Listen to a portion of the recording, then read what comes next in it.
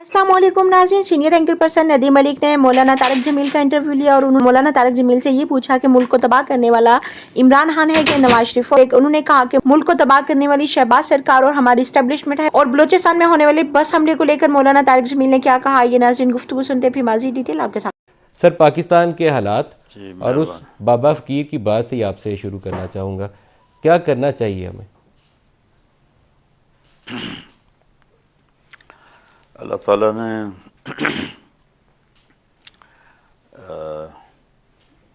एक तो वजह बताई है, ज़हर अल-फ़साद फ़िल बर्र वल बहर बिमा कसबत ऐदिन नास, कि जब भी खुश्की और तरी बहर बर में फ़साद आता है वो लोगों की बदआमाली की वजह से आता है।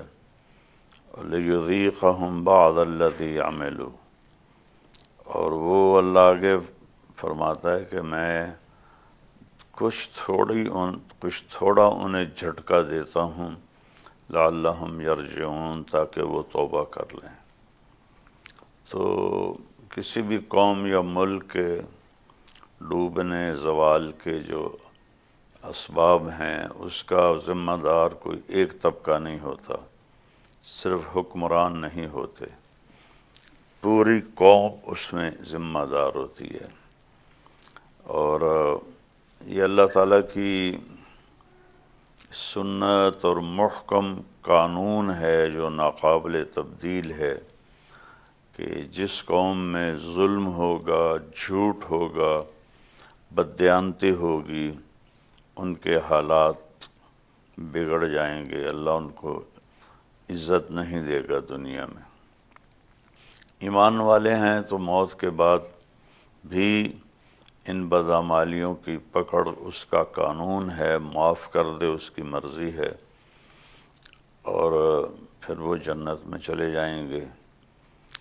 और जिस कौम में भी इंसाफ होगा, अदल होगा, दयानतदारी होगी और सच होगा, वो कौम इज़्ज़त पाएगी, चाहे वो अल्लाह को मानते ही ना हों, पत्थरों की पूजा करते हों, या वो जानवरों की पूजा करते हों, या बिल्कुल ही एथियस्ट हों, अगर उनमें इंसाफ है और उनमें दयानतदारी है और उनमें सच्चाई है, तो ये कौम इज़्ज़त पाएगी। गैर मुस्लिम भी है तो दुनिया में अल्लाह ताला उनको इज़्ज़त देगा, और आखिरत में तो फिर शिर्क अल्लाह माफ़ नहीं करेगा, बाकी जिसको चाहेगा माफ़ करेगा। तो मैं इसमें सिर्फ़ अपने हुक्मरानों को ज़िम्मेदार नहीं समझता, हमारे रेडी वाले से लेकर ऊपर तक हम सब ज़िम्मेदार हैं कि हमारी नाफरमानियों से ये कश्ती डूब रही है। तो सर, इससे बाहर निकलने के लिए करें क्या? ये तो वजूहात में से एक वजह बड़ी हो गई कि हम बहसीयत कौम इसके ज़िम्मेदार हैं। बाहर निकलने के लिए क्या करें? बाहर निकलने के लिए भी अल्लाह ताला ने कुरान में फ़रमाया है, फ़क़ुल्तु इस्तग़फ़िरू रब्बकुम इन्नहु काना गफ़्फ़ारा युरसिलिस समाअ अलैकुम मिदरारा वयुमदिदकुम बिअम्वालिन व बनीन वयजअल लकुम जन्नातिन वयजअल लकुम अनहारा।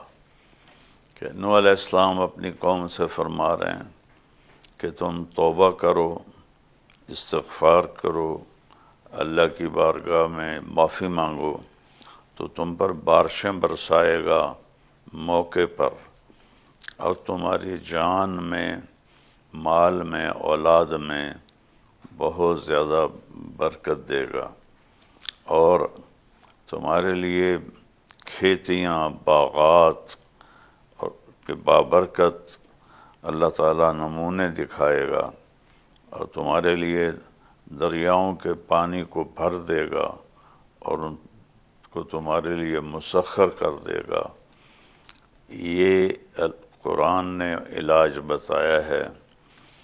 और दूसरी जगह है, من عمل صالحا من ذکر او انثى وهو مومن، اہل ایمان مرد عورت اگر اپنے اعمال کو ٹھیک کریں گے تو فَلَنُحْيِيَنَّهُ حَيَاةً طَيِّبَةً، ہم انہیں انتہائی خوبصورت زندگی عطا فرمائیں گے، وَلَنَجْزِيَنَّهُمْ أَجْرَهُمْ بِأَحْسَنِ مَا كَانُوا يَعْمَلُونَ، اور آخرت میں ان کے اعمال کا بہت بہترین بدلہ ان کو دیں گے۔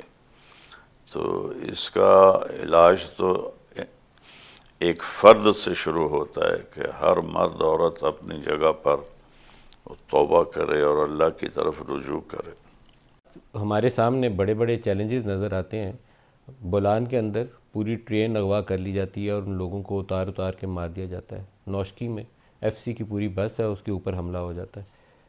اس تواتر کے ساتھ حملے ہو رہے ہیں کہ اس کی یہ نہیں سمجھ آتا کہ اس جگہ کو روکیں یا اس جگہ کو روکیں۔ اس کو کس چیز سے تعبیر کیا جائے؟ اپنے ہی لوگ ہیں شاید، یا دشمن کے بھیجے ہوئے ہیں، یہ معلوم نہیں، لیکن مار اپنوں کو رہے ہیں روزانہ کئی درجن کی تعداد میں۔ یہ سبب تو اس کا ہم خود ہیں، ہماری بدعمالیاں ہیں، ہمارا اللہ سے اعلان جنگ ہے، تو اس کی وجہ سے یہ سارے آثار نظر آ رہے ہیں۔ اور یلبسکم شیعا، اللہ نے قرآن میں فرمایا کہ جب تم اس طرح نافرمانی کرو گے میں تمہیں آپس میں ٹکرا دوں گا۔ سر ان کو سبب جو بھی شکل ہے، ہاں جی بولیں۔ نہیں آپ بات پوری کریے۔ میں کہہ رہا تھا کہ شکلیں جو بھی بنیں، پیچھے اس کے سبب ایک ہی ہے، اللہ اس کے رسول سے بغاوت۔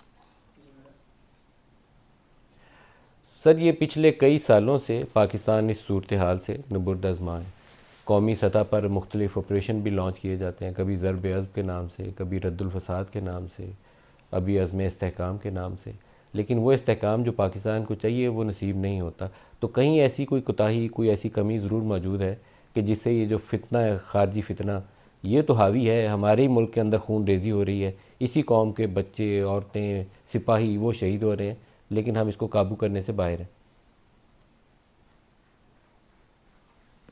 جی میں نے تو آپ کو بتا دیا ہے کہ حضرت عائشہ رضی اللہ تعالیٰ عنہ نے اللہ کے نبی سے پوچھا، انہلک وفینا الصالحون، یا رسول اللہ نیک لوگوں کے ہوتے ہوئے بھی ہم ہلاک ہو سکتے ہیں؟